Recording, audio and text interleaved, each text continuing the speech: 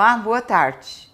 Estamos iniciando o programa Um Sentido para a Sua Vida, da Federação Espírita do Estado de São Paulo. Estamos com Edelso da Silva Júnior, que é historiador e documentarista. Hoje nós vamos falar sobre um assunto que vocês tanto perguntam a respeito, que é a maçonaria. Tudo bem, Edelso? Tudo bem, Silvia. Mais uma vez agradeço a oportunidade para a gente poder bater um papo aí em torno de agora um assunto bastante curioso, né? E às vezes até polêmico. Muito curioso, realmente. Os nossos telespectadores fazem muitas perguntas a respeito. Então, nós vamos começar do começo, não é? Te perguntando, por exemplo, o que seria a maçonaria, mas antes disso, o porquê que foi fundada a maçonaria? Em que época da humanidade? A maçonaria é uma instituição iniciática, filantrópica, filosófica e social. A função primordial da maçonaria é justamente o aperfeiçoamento do ser humano. Eles primam muito pela busca do aperfeiçoamento moral, intelectual e social, porque somente assim se constrói uma sociedade justa. Essas são as premissas da maçonaria. A maçonaria, é difícil a gente falar quando ela surgiu. É interessante entender que ela é herdeira de conhecimentos que vêm do Egito, da Pérsia, são conhecimentos muito antigos. Para a gente falar de maçonaria oficialmente, uma maçonaria organizada, a gente vai até o século XVII, século XVIII, especificamente Inglaterra e França, que quando começam a surgir as lojas já organizadas que passam a exercer uma função social, uma função filosófica, agregando pessoas que trazem valores morais muito elevados para a contribuição de uma sociedade mais justa. Existiu na Idade Média, a palavra maçom, ela significa pedreiro. Na Idade Média existiam os construtores de catedrais góticas, que eram os pedreiros. E eles se organizavam em comunidades, eles se organizavam numa espécie de cooperativa para se ajudar mutuamente, para adquirir prestígio nas atividades que eles exerciam. Então esses são os conhecidos pedreiros livres, que eram os construtores das catedrais góticas. Isso, logicamente, passando o tempo, a gente vai chegar ali no século XVII e XVIII especificamente, onde a maçonaria se torna institucionalizada. Ah, sim. Com o objetivo maior da transformação moral, no caso? Sim, o objetivo da maçonaria é transformar o homem em sociedade, para que a gente possa construir uma sociedade justa. Ou seja, se você modifica o homem, se você transforma o homem, você transforma a sociedade. Certo, muito bem. E por que os locais assim onde as pessoas, os maçons se reúnem, chama-se loja? O termo loja, a gente precisa entender primeiramente o seguinte, nem todas as palavras em português ela tem o mesmo significado em outras línguas. Né? Para nós, loja em português significa um magazine, um ponto comercial, alguma coisa nesse sentido. Isso. Não é assim. O termo loja maçônica, ele vem de lodge em inglês, que significa uma cabana, uma casa rústica de funcionários, de trabalhadores. Vem também do termo italiano, que é o mesmo significado, é uma cabana, é uma casa onde você dá o amparo àquelas pessoas que trabalharam o dia inteiro. Então, como o templo maçônico ele é uma oficina de transformação, de construção do homem, então adotou-se o termo loja. Muito bom. Você está esclarecendo bastante. Mas até que ponto a maçonaria é uma religião? Não, maçonaria não é religião. Não é religião. Não é religião. Não é muito religião. Ao contrário, as pessoas têm uma ideia muito equivocada de maçonaria. Ligada à maçonaria a cultos satânicos, ao ocultismo, essas coisas nesse sentido. A gente ouve isso. Mas isso na verdade, uma campanha de defamação, de detração, que surgiu principalmente na Idade Média. Nós vamos olhar a Idade Média. Qual foi a instituição que mais cresceu e mais adquiriu poder na Idade Média? A Igreja Católica. Então ela dominava tudo. Ela dominava o Estado, ela dominava a vida das pessoas, ela era detentora do poder espiritual da vida das pessoas. A única instituição que a igreja não conseguiu dominar foi a maçonaria. Então precisava se fazer alguma coisa para que as pessoas não entrassem não fossem convidadas à maçonaria, não se reunissem com a maçonaria. Certo. Então começou a disseminar algumas informações como se a maçonaria tivesse algum vínculo com cultos satânicos, com alguma coisa de ocultismo, que para a igreja são considerados como heresia. Então ela não é uma religião, ela agrega pessoas que estão vinculadas a algum credo religioso. Para a pessoa pertencer ao quadro da maçonaria, ela precisa ter uma crença num poder maior. Ela precisa acreditar que existe algo superior que é responsável por tudo isso que a gente vê. Por isso que na maçonaria, Deus ele é denominado o grande arquiteto do universo. Justamente porque nas várias religiões, o significado de Deus ele tem nomes diferentes, ele tem características diferentes. Então é importante para a maçonaria que as pessoas que são convidadas para fazer parte do quadro, elas estejam vinculadas, primeiro que elas tenham bons costumes, precisam ser pessoas de princípio. Por isso que elas são convidadas, então? São convidadas. A pessoa não acorda e fala, vou sair de casa hoje e vou me tornar um maçom. A pessoa ela é convidada a entrar à maçonaria. E geralmente, quando uma pessoa é convidada para entrar para a maçonaria, ela já teve a sua vida relativamente sondada, ela já foi pesquisada para ver se ela é uma pessoa que é um bom pai de família, é um cidadão de bem, se traz os bons costumes e se traz valores de ordem espiritual para que ele possa agregar à loja que ele for convidado. Entendi. Quer dizer que então o objetivo maior é essa transformação moral, essa melhoria de cada um. Mas tem um objetivo social? Sim, a maçonaria, principalmente nos dias de hoje, quando houve um período na história da humanidade, tanto na França, na Inglaterra, na Europa de uma forma geral e no Brasil, a maçonaria teve um papel ativo na política, na transformação do cenário político. Certo. E esse papel, hoje ela já não exerce mais, já não tem tanto essa função. Então, mas ela exerceu esse papel. Exerceu, né? muito. Então no Brasil nós vamos ter o processo de independência do Brasil, que está relacionado a um suporte da maçonaria. Nós vamos ter uma série de eventos no Rio Grande do Sul, por exemplo, todas as revoluções que tiveram, elas estiveram lastreadas pelos maçons. É mesmo, olha aí, por isso que as pessoas têm tantas dúvidas. Exatamente. Né? A maçonaria ela teve um papel muito importante nessa parte política. Hoje não tem mais, ela não exerce tanto. Então nós vamos encontrar a maçonaria também com uma ação muito efetiva na área da filantropia. Então nós vamos encontrar lojas maçônicas que sustentam creches, asilos, orfanatos, obras sociais muito grandes, hospitais. Olha. Exatamente. Então há um trabalho muito bonito em torno dos objetivos que a maçonaria abraça. Então essa área social, ela é muito explorada realmente de uma forma muito incisiva pela maçonaria. Mas tá vendo, eu não sabia disso. Que bom, né? É importante saber disso. É uma das formas de se fazer caridade, né? É que a maçonaria ela tem um lema, que é aquele lema que a sua mão direita faz, a esquerda, ou o que a sua esquerda faz, a direita não precisa... Que é um ensinamento de Jesus. É um ensinamento crístico, né? Então a maçonaria ela atua nessa área social, mas ela não faz propaganda. Certo. Não há necessidade disso. Muito bom. Então ela não é religião, é uma filosofia de vida, então? A maçonaria ela é uma instituição que tem um caráter iniciático, toda pessoa, ela é uma escola de iniciação espiritual. Vamos explicar para os nossos telespectadores o que é caráter iniciático. Porque todas as para a maçonaria, porque outras religiões têm outro caráter iniciático. Todas as pessoas que vão, quando são convidadas para entrar na maçonaria, elas passam por um ritual de iniciação. Este ritual de iniciação envolve uma série de instrumentos para que a pessoa desperte para uma nova vida. Então ela é uma instituição iniciática, ela é uma instituição filosófica porque ela estuda as questões humanas. Ela é uma instituição filantrópica porque ela age na área social, beneficiando instituições como creches, asilos, orfanatos e hospitais.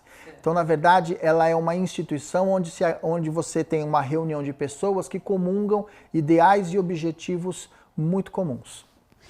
Então, digamos, Edelso, que uma pessoa é convidada para uma loja organizada, como você disse, né? O que seria uma loja organizada ou não organizada?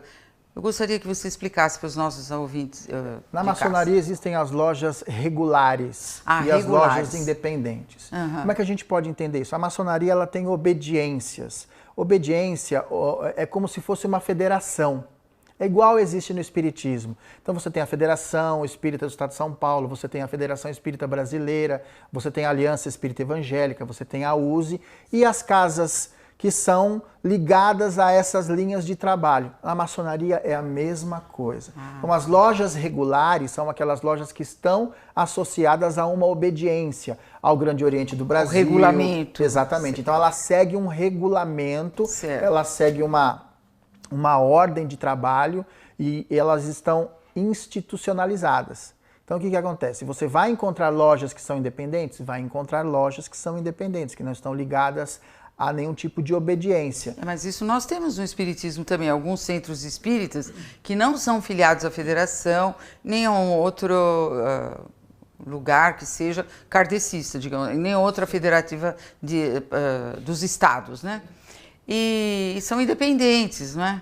E às vezes não praticam os mesmos passos que nós praticamos, dá uma diferença. E as pessoas que saem daqui e vão para esses lugares notam a diferença, não é? Sim. Então seria mais ou menos isso. É a mesma coisa, os procedimentos são os mesmos. Então essas lojas regulares são as que estão ligadas a obediências maçônicas. Ah, muito bem. E você falou aí desse caráter iniciático. Iniciático quer dizer que tem início. E uma pessoa que foi convidada, né, por ter assim uma ilibada moral, vamos assim dizer, ela pode chegar lá dentro e decepcionar, porque às vezes nós nos enganamos com as pessoas, não é verdade? Então ela pode decepcionar aqueles que o convidaram e ela tem que sair? Como seria isso? A maçonaria ela preza muito pela integridade dos seus membros, né? Então o que acontece? Quando alguém passa a não corresponder mais àquelas regras do bem viver, aquelas determinações onde se entra o caráter moral e ético, essas pessoas são convidadas a se retirarem da maçonaria. Ah, tá certo.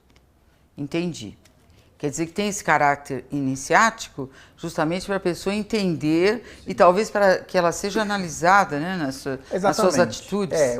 A iniciação dentro da maçonaria, ela na verdade ela é um ritual de passagem. Ela é uma forma da pessoa entender que a partir daquele momento ela morre como um ser comum, entre aspas, e passa a conhecer o que eles chamam de conhecer a luz. Ele passa a ver a luz. Que luz é essa? A luz do conhecimento, a luz de que ela é um espírito imortal, que precisa continuar o seu trabalho de aperfeiçoamento. Isso é muito parecido com os preceitos que existem dentro do Espiritismo. No capítulo 17, no item 4 do Evangelho segundo o Espiritismo, tem uma frase que todos os espíritas conhecem. Reconhece-se o verdadeiro espírita pela sua transformação moral e pelos esforços que ele faz para domar as suas más inclinações. Isso. Na maçonaria você encontra isso no desbastar da pedra bruta. É apresentado ao maçom uma pedra disforme, bruta, e uma pedra cúbica, toda trabalhada, toda bonita. Quem é o maçom quando está entrando, quando está sendo iniciado? Ele é aquela pedra bruta. Só que o objetivo dele é ser uma pedra cúbica, desbastada. No nosso linguajar é reforma íntima. Na maçonaria é a mesma coisa. Interessante. A gente que não está na maçonaria percebe, assim como eu tinha algumas dúvidas, eu vejo essas dúvidas nos telespectadores também. Então, quando eles querem entrar e não são convidados, existe alguma possibilidade?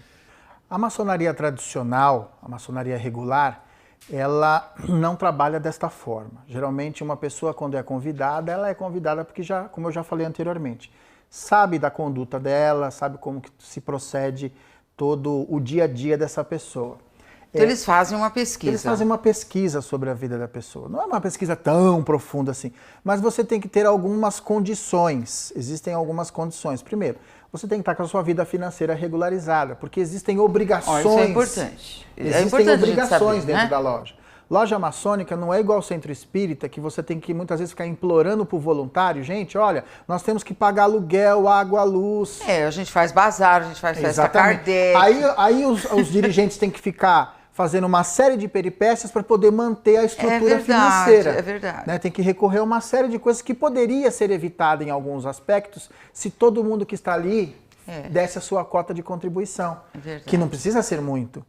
Na loja maçônica isso não existe. Você tem uma obrigação, a loja maçônica paga aluguel, tem manutenção, e isso sai do bolso de quem? E tem que fazer dos essa membros. assistência social, como você disse. Se é uma loja tem que sair de algum lugar isso. Se é uma loja ligada a algum tipo de trabalho filantrópico, por exemplo, uma loja que sustenta financeiramente uma creche, um asilo, isso sai do bolso dos maçons. Então você tem uma obrigação. Logicamente, bom sabermos, né? Logicamente, se algum maçom, algum membro entra numa crise financeira, ele será ajudado, ele será auxiliado para que ele possa passar por essa situação, para que ele possa sair dessa situação. Entendi. Porque na maçonaria existe um compromisso que você sela quando você é iniciado, que é o compromisso de ajudar o seu irmão de maçonaria. Então é um corporativismo, eles se ajudam mutuamente. Então se você tem um irmão em dificuldade, você vai ajudá-lo.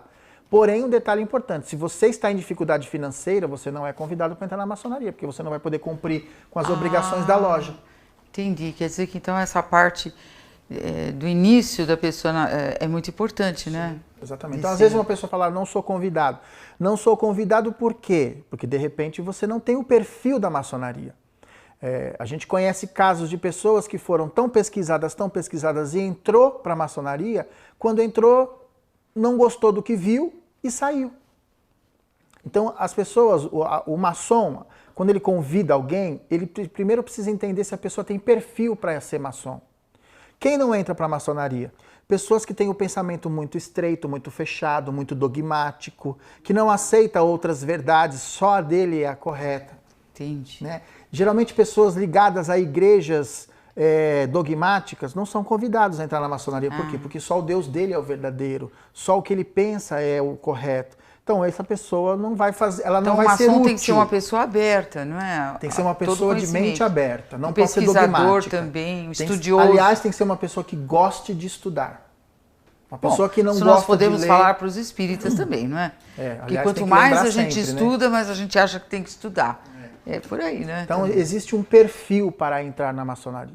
Se a pessoa não tem esse perfil, ela não atende essas premissas e não será convidado. Porém, na internet existem várias lojas aí que hoje que são lojas independentes, algumas não são lojas regulares, certo, que já deixam de uma maneira muito fácil, a pessoa ela preenche lá uma ficha, um questionário, e ela será pesquisada e se eles acharem por bem, eles convidam essa pessoa para que ela possa pertencer ao quadro. Mas já vi casos de pessoas que também foram rejeitadas pela internet. Olha lá, tá vendo? É um detalhe, se você não tem o perfil, não gosta de estudo, não tem a mente aberta, não está com sua vida financeira regularizada, não precisa ser rico para entrar na maçonaria. E nem você entrando na maçonaria vai ficar rico. Isso é uma lenda, isso é um folclore. Todo maçom é rico, isso não é verdade. O que acontece é o seguinte, se você não tiver condições de cumprir algumas obrigações financeiras, você não será útil, porque você não pode ajudar para o engrandecimento da loja neste aspecto. Ah, tá bom. Tem uma pergunta assim, aqui, de várias pessoas, que o maçom tem alguns símbolos pelo qual ele é reconhecido. Mas aí já estão me avisando que eu preciso fazer um pequeno intervalo, mas nós voltamos já já, você responde depois do intervalo, tá bom? Até já, caro telespectador.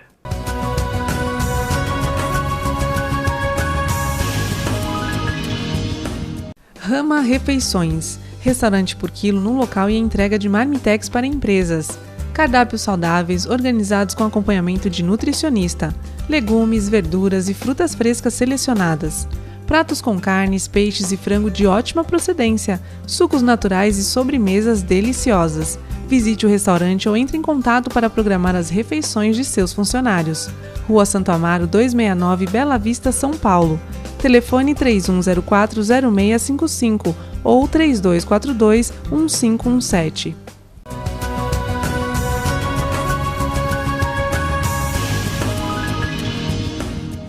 Voltamos com o programa Um Sentido para a Sua Vida, hoje com Edelso da Silva Júnior, respondendo perguntas a respeito da maçonaria.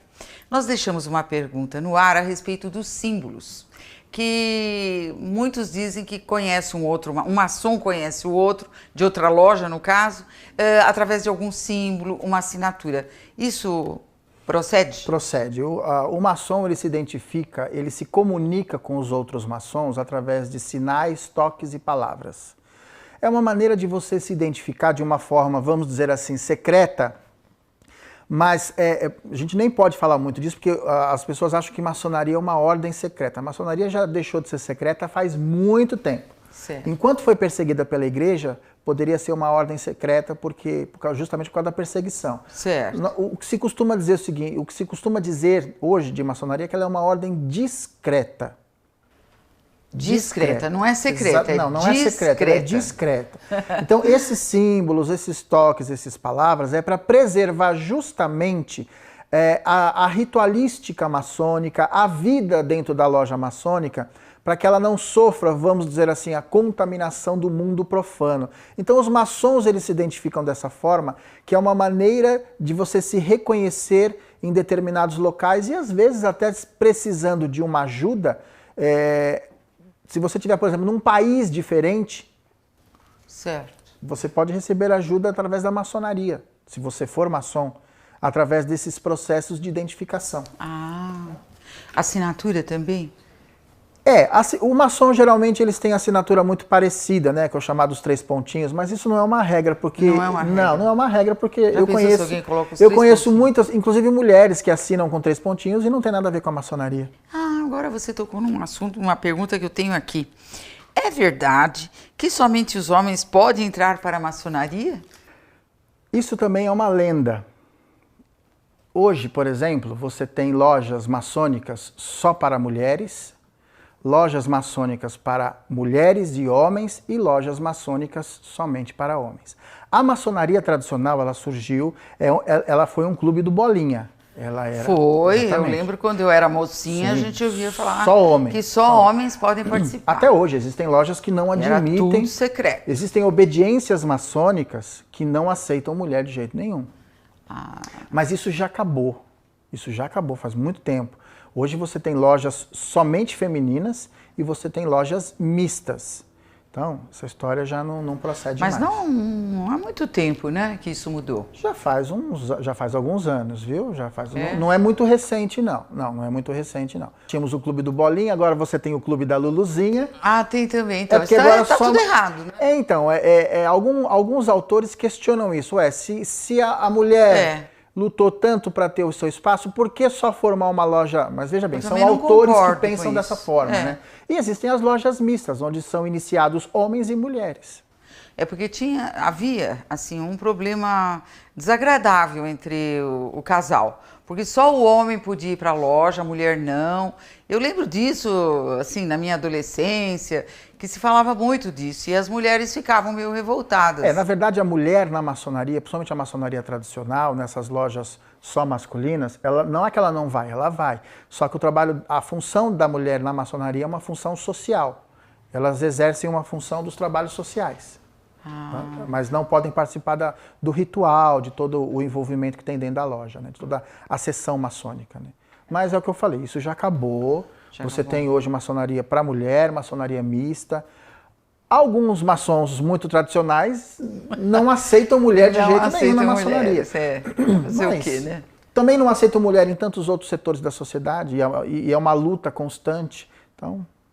No espiritismo a gente aceita graças a mulheres, Deus, crianças, jovens. Graças a Deus. Graças a Deus, graças né? a Deus. Então, agora vamos chegar nessa pergunta. Qual é a relação da maçonaria com o espiritismo? Existe? Sim, existe, principalmente no aspecto ético, moral. Né? A maçonaria prega por essa questão da moralização do ser humano. Ela só vê uma sociedade justa se o ser humano estiver transformado, para que possa atuar na sociedade de uma forma honesta, de uma forma equilibrada.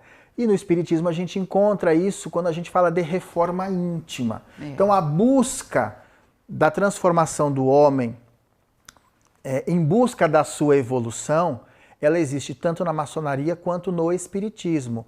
São caminhos, são metodologias diferentes? São metodologias diferentes, mas o objetivo é o mesmo. Certo. O objetivo do conteúdo da transformação oral, não é? Porque aqui qualquer pessoa que queira tomar um passe, ela vem, ela não precisa pagar nada por isso, nem nas escolas, em nenhum lugar. Então existe essa diferença. Algumas diferenças vão existir em termos de organização. Né? A maçonaria ela tem um caráter que envolve uma série de programações que só podem ser levadas a efeito se cumprir com esses objetivos. Agora, senão ela não vai existir. Agora, existe um outro detalhe importante que talvez seja interessante também a gente saber. Existem lojas com características diferentes. Você tem lojas mais esotéricas que fazem estudos mais aprofundados sobre espiritualidade. Você tem lojas mais católicas. Você tem lojas onde os seus membros geralmente estão ligados ao espiritismo, então ela tem uma característica de trazer mais conhecimentos ligados ao espiritismo. Então, na maçonaria você tem essa maleabilidade onde transitam diversos conhecimentos num lugar só. Mas isso que você está dizendo é a respeito das lojas regulamentadas? Todas as lojas. Todas? Todas as lojas. Todas as lojas. Existem lojas que têm um caráter mais filantrópico e existem lojas que não. Existem lojas onde você tem, a maioria dos seus membros são todos professores, então o professor não ganha muito, né? Então o que vai acontecer? Não vai poder fazer trabalho filantrópico, então eles usam mais, eles têm mais um papel na área intelectual. Bem, eu gostaria que você dissesse, antes de chegarmos no espiritismo, né, os vultos do espiritismo que foram maçons, vamos falar da história do Brasil. A história do Brasil também, né, a gente ouve dizer que Dom Pedro I foi maçom, tem gente até que confunde, acha que foi Dom Pedro II. E alguns vultos da independência, não só da independência, como também da Inconfidência Mineira. O que você poderia explicar? Há uma série de divergências entre os historiadores que tratam do assunto maçonaria no Brasil. Uns afirmam que a maçonaria entrou no Brasil já na época da Inconfidência Mineira, já estava lá no Brasil a maçonaria. Nós vamos ver relatos de livros mediúnicos, por exemplo, o livro Confidências de um Inconfidente, da Mariluza Vasconcelos. O espírito Tomás Antônio Gonzaga, ele afirma que a maioria deles, dos inconfidentes, pertenceram à maçonaria, inclusive afirmando que o Tiradentes teria sido iniciado também. E me parece que há até vestígios de lojas, de uma espécie de um altar de material que pertenceu a lojas maçônicas que foram descobertos em Ouro Preto, e que pertenceram a esse grupo, ligado à Inconfidência Mineira. Então nós vamos ter na independência do Brasil, a maçonaria por trás, a proclamação da República, a maçonaria por trás, Dom Pedro I maçom, Duque de Caxias maçom, Garibaldi maçom, que está ligado à Revolução Sulista, né? Nós vamos ter aí uma série de Benjamin Constant, enfim, a maioria desses políticos ligados ao processo da proclamação da República, principalmente, a maioria deles todos pertenceram à maçonaria. Que interessante, porque a religião dominante, naturalmente, não visava tanto essa transformação, proliferou muito mais as lojas maçônicas, no caso, né? Aliás, tanto que esses vultos aí famosos da história do Brasil eram maçons, né? Aliás, a maçonaria sofreu uma perseguição muito grande nesse período que antecede aí a proclamação da República, porque a igreja tentou, de alguma forma, influenciar Dom Pedro II a abolir a maçonaria, principalmente a retirar todos os maçons do poder que estavam ali ligados à política. Certo. Só que a maçonaria foi muito firme nesse sentido e a igreja acabou perdendo essa situação e volta novamente a maçonaria a proliferar, a exercer os seus trabalhos. Nós só vamos ver uma nova perseguição à maçonaria na era Getúlio Vargas, que o Vargas mandou fechar todas as lojas maçônicas no Brasil. Sim. Olha. Aí a maçonaria teve que se esconder um pouquinho. Aí depois volta tudo de novo, depois dos anos 40, e volta tudo de novo. Então acho que hoje não tem político na maçonaria, né? Tem muitos. O atual presidente da República, Michel Temer, é maçom. Ah, é? Sim. Nossa. É ninguém se declara, né? Maçom é muito difícil. Não. O maçom ele prefere trabalhar na descrição. E agora sobre os vultos do espiritismo que foram maçons? No caso, Edgar Armon foi maçom? O comandante Edgar Armon pertenceu à maçonaria, ele foi mestre maçom. Nós tivemos o Leopoldo Machado, que foi o introdutor das mocidades espíritas no Brasil, era maçom. O Palhano Júnior, escritor desencarnado, era maçom. Um dos espíritas, um dos maiores pesquisadores que nós tivemos dentro da doutrina espírita, Eduardo Carvalho Monteiro, ele era maçom grau 33, era uma pessoa de um conhecimento espírita e espiritualista extraordinário, uma autoridade em maçonaria.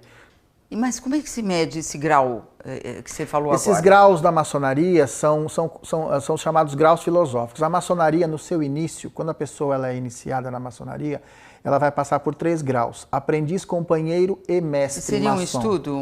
Sim, são fases de... Fases exatamente. de estudo. São que nem primeiro ano, segundo? Exatamente. É uma evolução que a pessoa vai tendo na maçonaria e ela vai ascendendo os graus. Quando você chega ao grau de mestre, aí existem os chamados graus filosóficos, que dentro da ritualística, do rito escocês, que é o rito mais conhecido, ele chega até o grau 33, que seria o grau máximo da maçonaria. O Eduardo Carvalho Monteiro era grau 33. 33. Então, dentro do espiritismo, nós temos muitos Sim. maçons. Sim, né? tem muito maçom dentro da porque se eles já tinham essa ideia dessa transformação íntima, essa melhora interior, combina até nessa parte com o espiritismo, né? Sim, talvez sim. Por esse motivo essa tenham é a facilidade, sido né, de aceitar. A única diferença é que a pessoa que está... O espírita maçom, ele precisa... ele vai ter que saber que ele vai ter, em termos de ação efetiva, de trabalho efetivo dentro da loja, dentro do centro espírita, são situações diferentes. Na maçonaria você tem toda uma ritualística, um processo de ritual, que você não vai ter dentro do centro espírita. Porém, tem um detalhe importante. As pessoas acham que elas têm uma visão muito limitada dessa situação, dessa questão do ritual dentro da loja maçônica. Porque ritual a gente tem desses rituais de terreiro, Sim. não é? O ritual dentro da maçonaria, ele não tem esse caráter mágico, místico. O ritual dentro da maçonaria, ele é apenas uma metodologia encontrada para a transmissão de conhecimento. Certo. Só isso.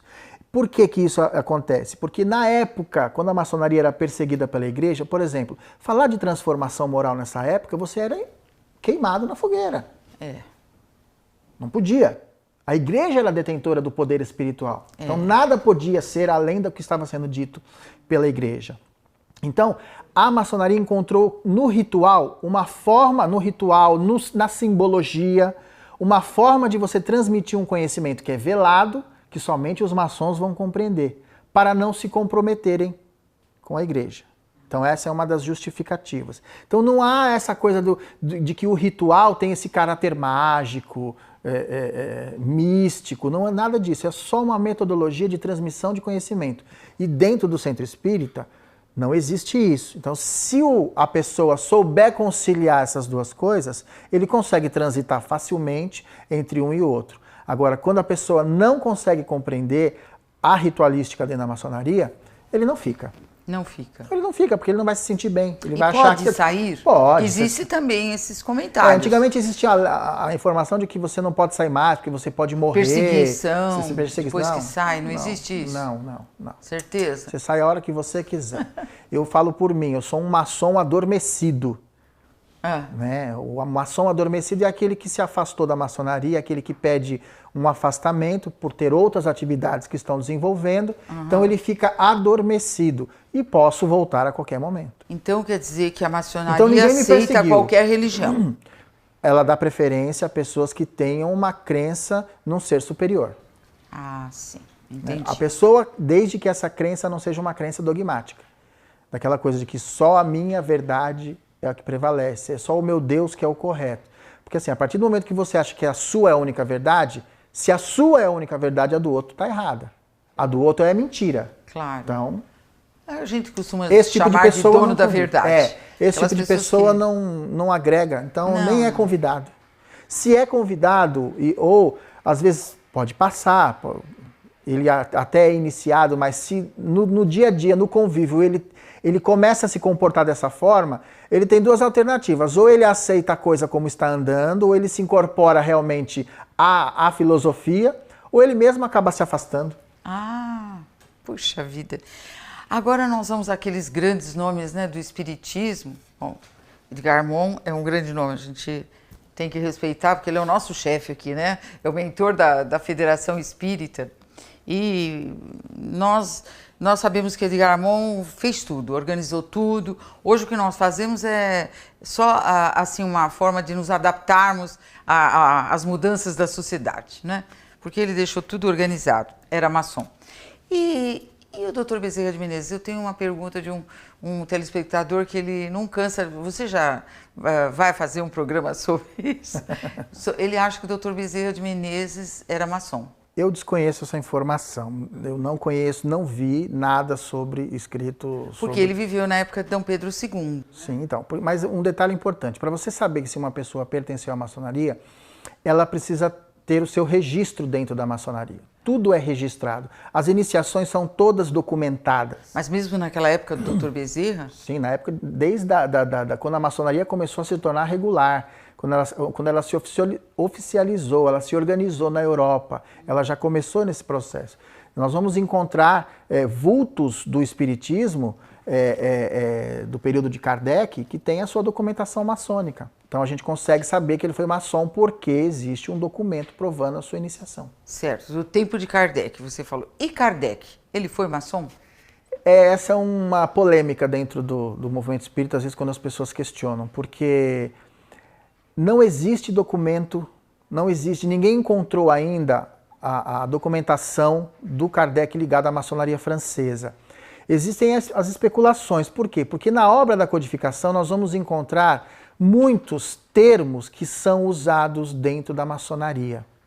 Você pega, por exemplo, no início do Prolegômenos do Livro dos Espíritos, há alguns termos ali que são usados dentro da maçonaria, no próprio Evangelho, no Livro dos Espíritos de uma forma geral, muito espalhado, e você encontra alguma coisa na Gênese. Eu já ia perguntar quais são os termos. Algumas palavras que são muito usadas dentro da maçonaria. Né? Por exemplo? Grande arquiteto do universo. O Kardec já se utilizou desse termo.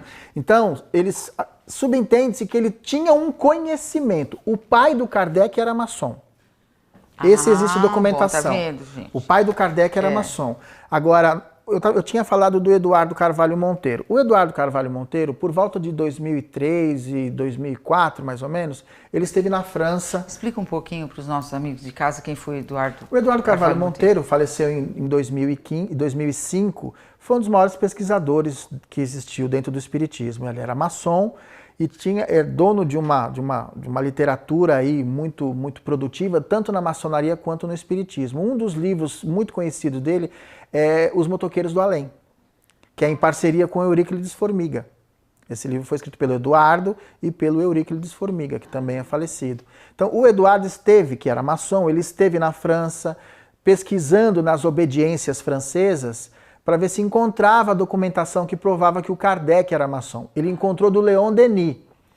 O Leon Denis era grau 33 da maçonaria. Ele era uma autoridade dentro da maçonaria. Mas... Só esclarecendo, Leon Denis teria ficado no lugar de Kardec, caso Kardec não aceitasse a missão, não é isso? Não aceitasse, não pudesse levar adiante, Leon Denis seria... Então eles levavam a sério essa transformação moral. Sim, mesmo. sim. Então isso é uma prova de que a pessoa, se ela quiser associar, estar dentro da maçonaria e dentro do espiritismo, é possível, se você tiver essa disponibilidade.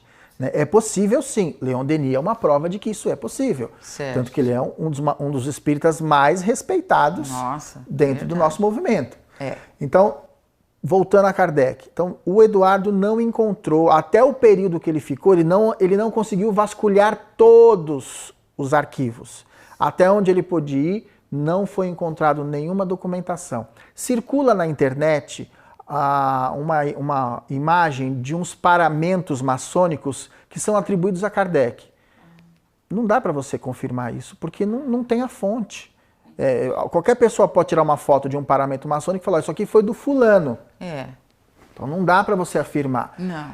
É possível que ele tenha sido? É possível porque nessa época muitos intelectuais pertenceram à maçonaria.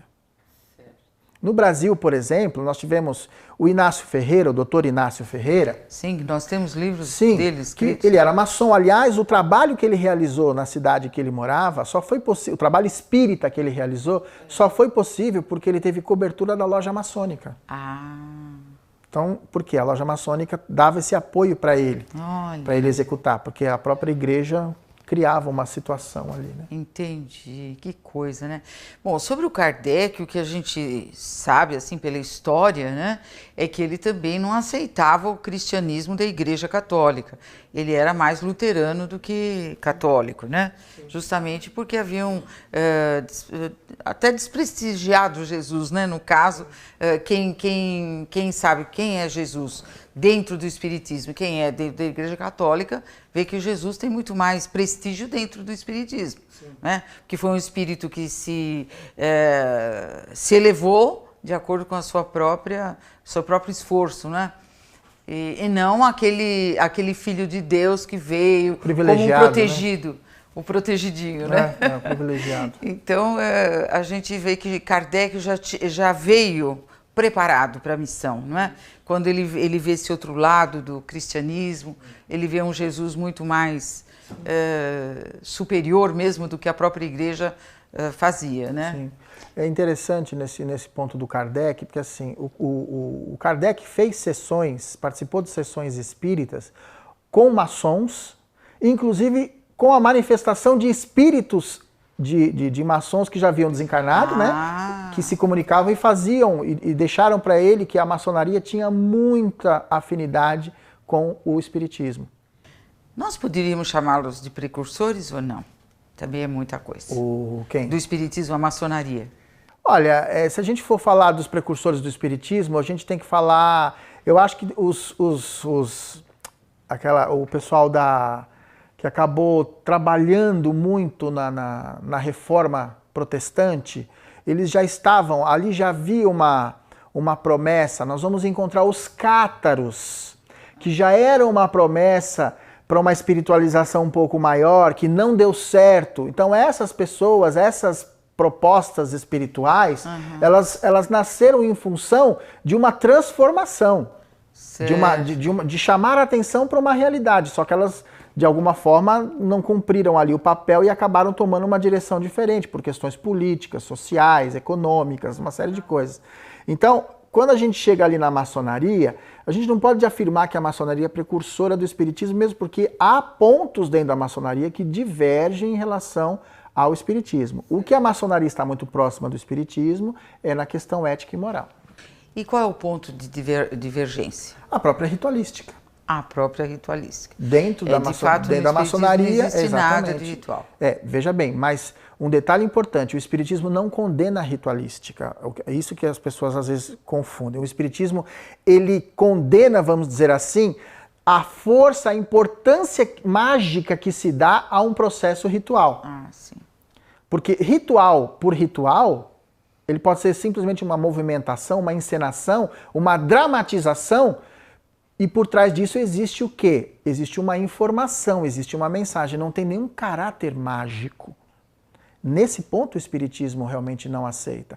Agora, a maçonaria, da forma como eles se utilizam da ritualística, embora o espiritismo não tenha isso, não quer dizer que condene, porque a maçonaria não usa isso como um aspecto mágico.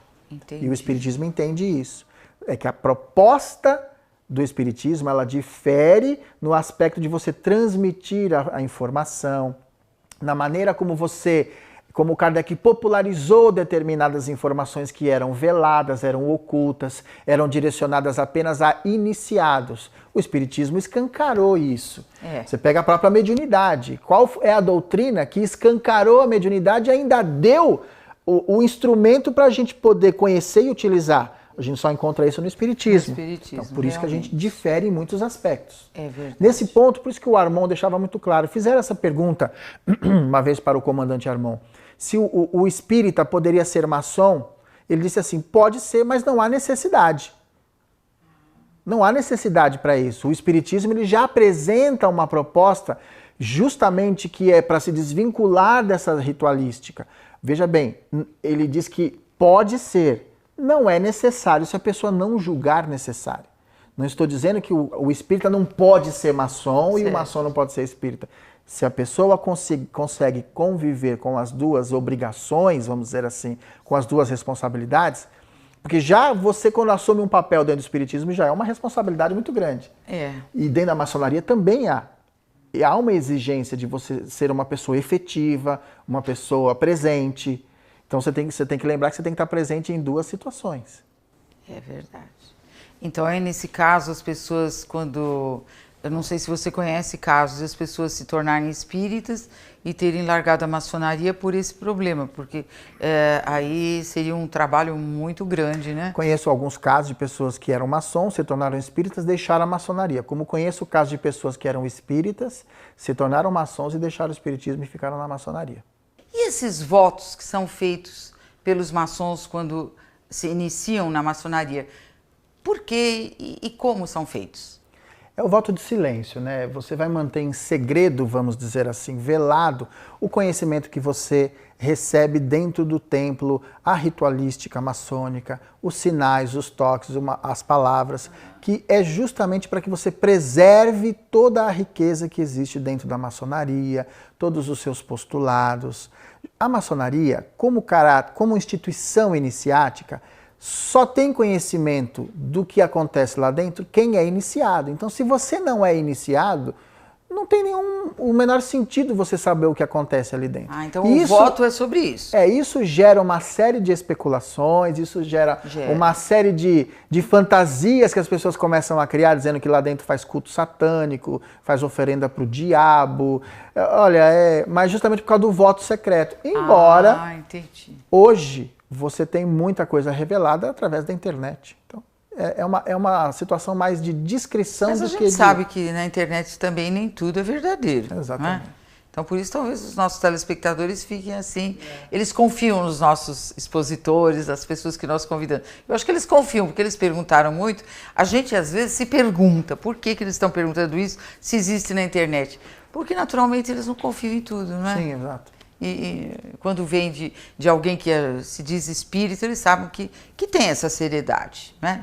Agora, por falar em seriedade, outras perguntas também que nós recebemos e que nós ouvimos falar é que há muitas pessoas que entram na maçonaria para ficarem ricos.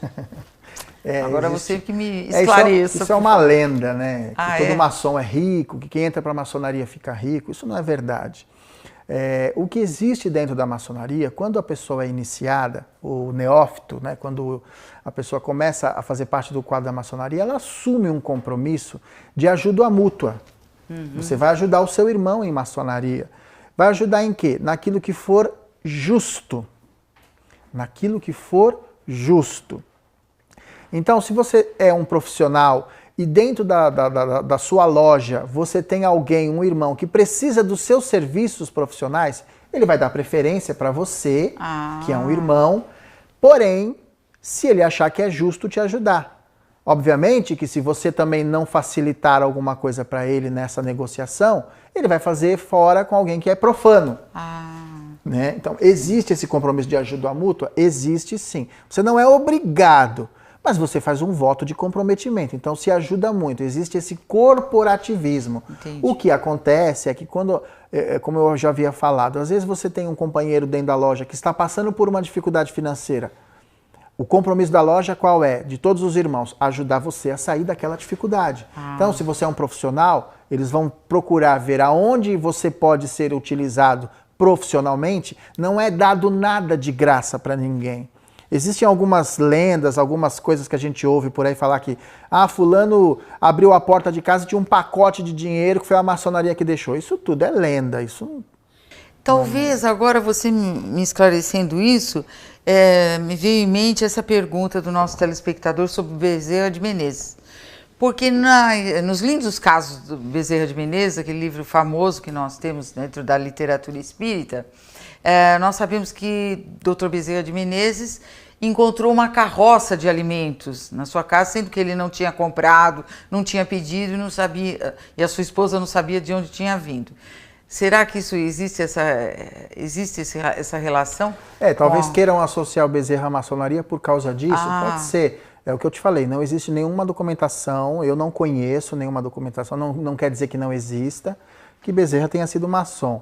Mas essas coisas, elas também, às vezes, elas acabam assumindo uma proporção muito grande e acaba virando lenda, achando que a maçonaria está envolvida em todos os processos de ajuda em qualquer situação. Isso não é verdade. Não, assim. Não que a maçonaria não vá ajudar, que os maçons não ajudem pessoas que estão fora. Lógico que ajudam, mesmo porque eles têm obras sociais muito grandes.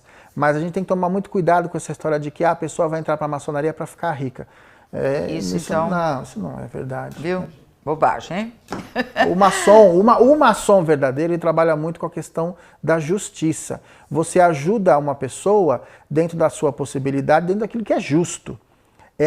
Ou seja, é ajudar não muitas vezes a quem precisa, porque às vezes quem precisa não merece, é ajudar quem merece, quem realmente está em condição de ser ajudado naquele momento. Entendi. A maçonaria trabalha muito com isso. Muito bom, né? Nós somos espíritas, você é espírita, você sabe disso, que o espiritismo respeita todas as religiões. E tirando essa dúvida de que a maçonaria é uma religião, mas nós temos que respeitar também a maçonaria, no caso, né? E agora também muita confusão é feita não só entre a maçonaria e o espiritismo, como a homeopatia e o espiritismo, não é?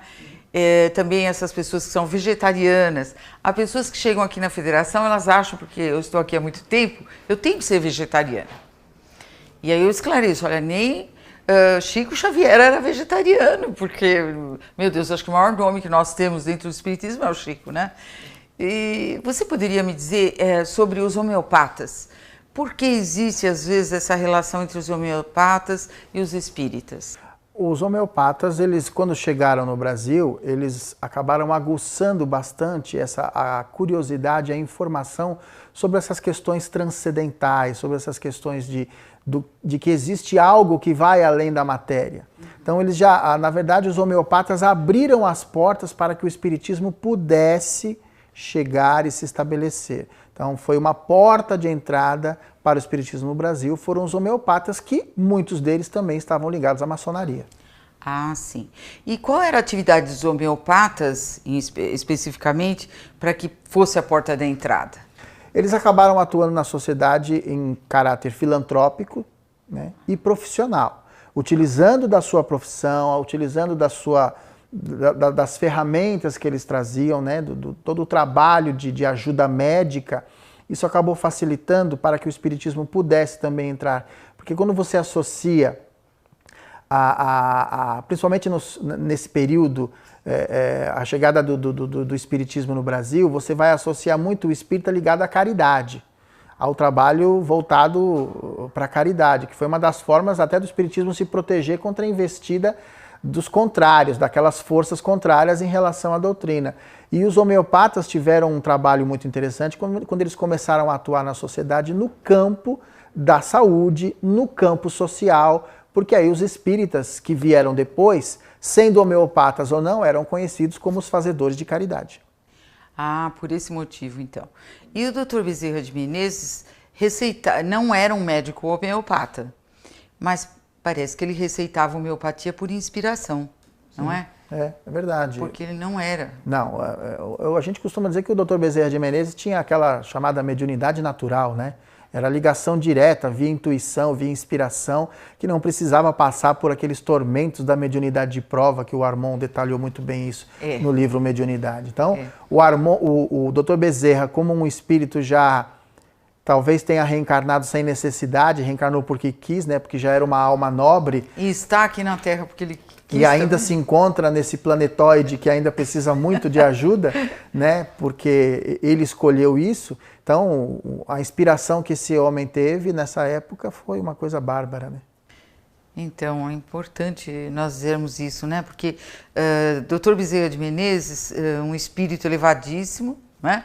E eu não sei se todos sabem em casa, mas você poderia explicar esse momento em que Dr. Bezerra de Menezes não quis ir para um outro planeta, para uma outra dimensão e quis ficar no planeta Terra para nos ajudar? A informação que nós temos, né, é aquela informação de que quando ele completa os 50 anos de atividade no mundo espiritual, ele é convidado por Celina, né?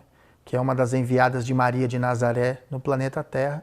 Ele é convidado por Celina para habitar esferas superiores e, não aceitando, por ainda haver muito sofrimento na Terra, Maria lhe concede a oportunidade por amor ao amor que ele sente pela humanidade. São espíritos desprendidos. E eu vou além em relação a essa coisa de Dr. Bezerra de Menezes. Eu costumo dizer que espíritos como Bezerra, Armon, não podem ser considerados espíritos espíritas. Ah, não, eles já têm uma noção maior, né? São universalistas, eles atuam em diversas frentes de trabalho. O Armon, há relatos do Armon, por exemplo, na época, na década de, chegando ali em 78 e 80, das equipes mediúnicas, da própria inspiração que ele sentia, da próprio contato com a espiritualidade, dele sentir a presença de espíritos como Pedro, como Paulo, como João. Aonde? Atuando no planeta de forma mais direta, principalmente nas comunidades que levam o evangelho ou nas comunidades que levam uma proposta do bem. Ou seja, não era só o espiritismo. Então, por isso eu não consigo visualizar hoje um Bezerra. Ah, o Bezerra é um espírito espírita. Bezerra é um espírito. É um espírito. Ele é um espírito superior. Espírito superior não tem religião. Pois é, verdade. Não, mas ele, inclusive, quando ele era presidente da FEB, a gente sabe os problemas que ele teve, né?